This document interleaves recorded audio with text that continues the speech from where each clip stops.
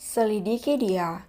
Malam menjelang, Karanja masih berada di ruang kerja untuk menyelesaikan beberapa pekerjaan yang sudah menumpuk beberapa hari ini. Ia berbagi ruangan bersama dengan yang lain dan memiliki meja masing-masing, sementara Ipana masih duduk termenung di dalam kamar sambil memikirkan apa yang terjadi akhir-akhir ini. Jordan yang tiba-tiba saja datang dan Chelsea, gadis aneh yang begitu ingin mendekatinya. Apa ini hanya rasa takutku saja yang berlebihan? Tapi semuanya terasa ada yang janggal.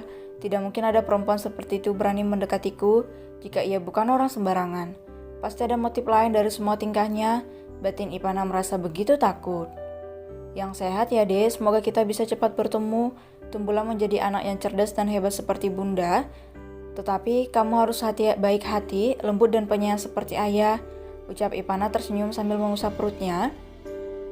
Apa aku harus menyelidiki gadis itu? Jika dia memang seorang gadis biasa, pasti hanya akan membuang waktu.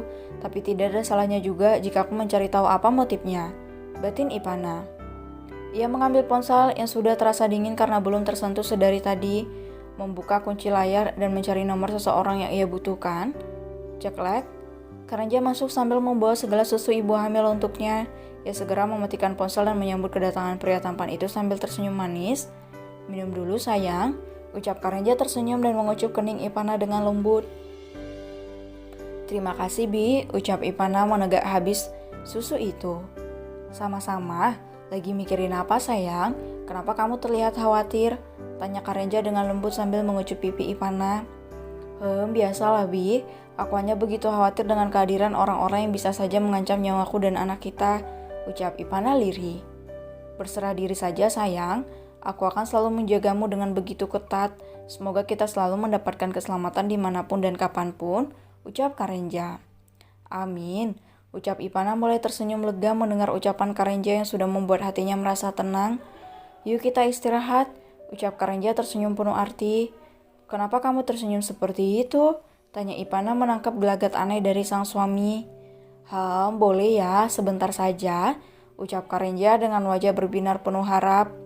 Hehe, manis banget sih. Kalau ada maunya, ucap Ipana tergelak sambil mencubit pipi Karanja dengan gemas. Boleh sayang? Tanya Karanja tersenyum. Boleh Bi, ucap Ipana terkekeh. Karanja begitu berbinar, ia segera mematikan lampu dan membantu Ipana untuk berbaring.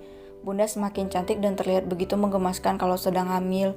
Apalagi kalau Bunda mengeluarkan suara-suara yang begitu merdu di bawah kukungan ayah, ucap Karanja begitu genit. Ia menarik satu persatu tali tipis dari gaun malam Ipana dengan pelan dan menatap dalam mata sang istri. Ipana tersenyum. Dengan wajah yang merona, ia juga ikut membantu Karanja untuk membuka satu persatu kancing kemeja yang masih melekat di tubuh indah suaminya. Kamu jangan gombalin aku terus, biar atau aku gak bisa menahan diri untuk mengalahkanmu, ucap Ipana tersenyum dan mengerlingkan matanya. Karanja mengucup kening Ipana dengan begitu lembut dan berulang kali hingga sang istri terlelap. Ia terkekeh, bagaimana mau mengalahkanku? Sementara baru bermain sebentar saja kamu sudah tertidur sayang, batin Karanja. Ia segera mengambil handuk dan membasuhnya dengan air hangat, lalu membersihkan milik Ipana dengan begitu lembut sambil tersenyum geli. Setelah selesai, ia menyelimuti Ipana dan langsung membersihkan diri. Tak lama ia membersihkan diri, Karanja keluar dengan balutan handuk di pinggangnya. Aroma segar menyeruak keluar dari ruangan kecil itu. Ia mengambil boxer dan juga daster untuk Ipana. Sambil tersenyum, Karanja menatap Ipana sambil mengenakan baju kepada sang istri. Ia menghitung begitu banyak tanda kepemilikan yang telah ia ciptakan. Begitu beruntung aku memilikimu sayang, perempuan yang tidak memandangku rendah sedikit pun. Walaupun statusku tidak ada apa-apanya dibandingkan dirimu, tetapi kamu tetap merendah di hadapanku.